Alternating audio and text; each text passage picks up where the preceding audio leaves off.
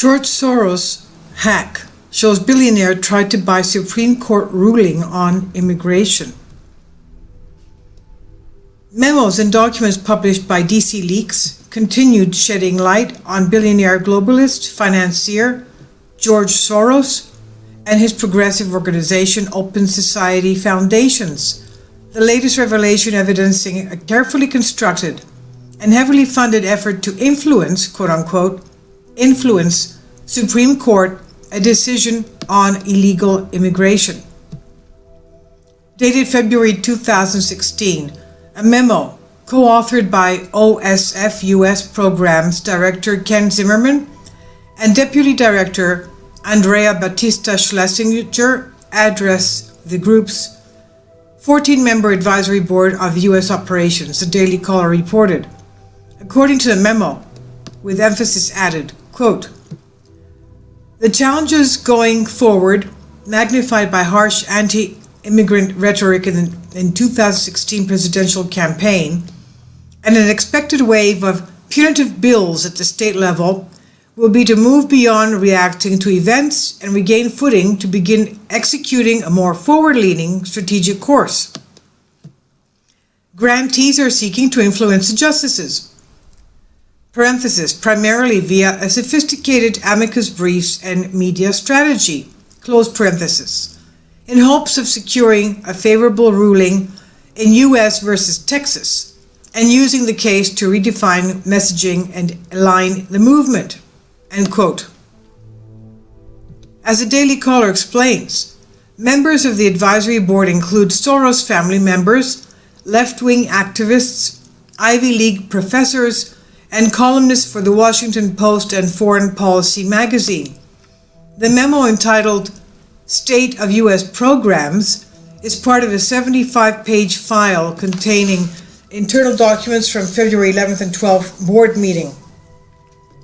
From the left-leaning OSF's perspective, a favorable ruling in the hotly debated Supreme Court case would have been an upholding of President Obama's executive order granting millions of undocumented, the correct term for what many call illegal, undocumented immigrants legal status and work permits. United States versus Texas, The Atlantic explained in June, was, quote, a challenge to the Department of Homeland Security program to provide undocumented immigrant parents of U.S. children, citizen children, temporary protection against involuntary removal, end quote. In preparing for an agreeable outcome, OSF members had begun coordinating. As the memo continues, quote, "We are also seeking to shore up state and local infrastructure through Emma Lazarus II investments, the investments positioning the field to move swiftly on a large-scale implementation effort in the event of a favorable ruling, efforts complicated by lagging implementation capacity at the federal level.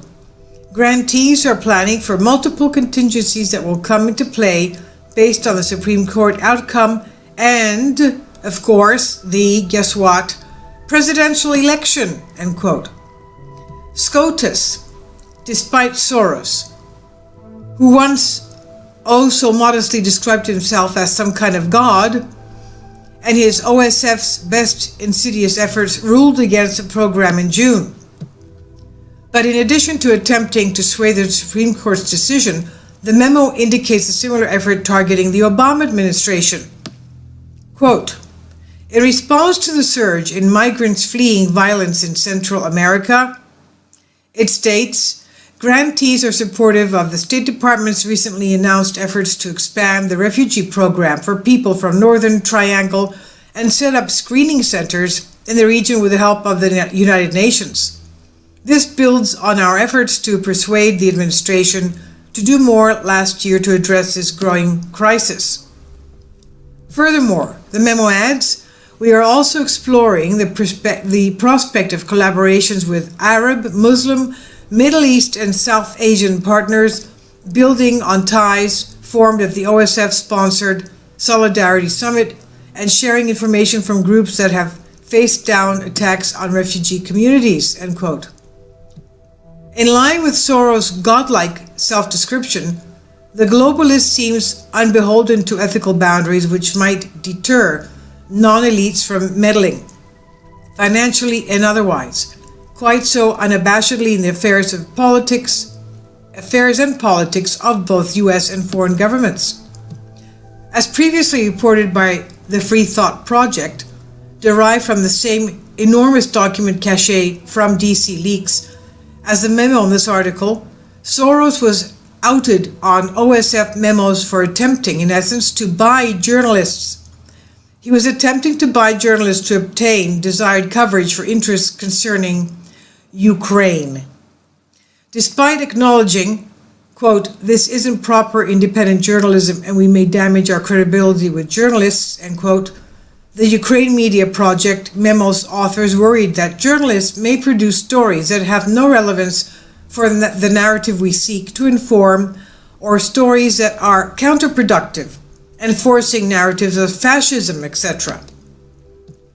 That oft-discussed connection to fascism between Soros's infamous superciliousness and his continued efforts to drive global policy on social issues of serious import would be difficult to deny, perhaps without granting favors to journalists such as extended, paid trips, and media guidelines, exactly as the Ukraine project sought to do.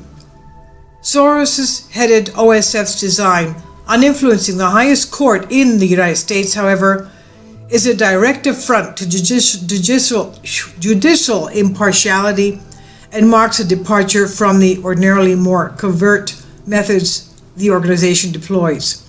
And also he's in bed with Hillary Clinton politically. Let's see what she says about all this.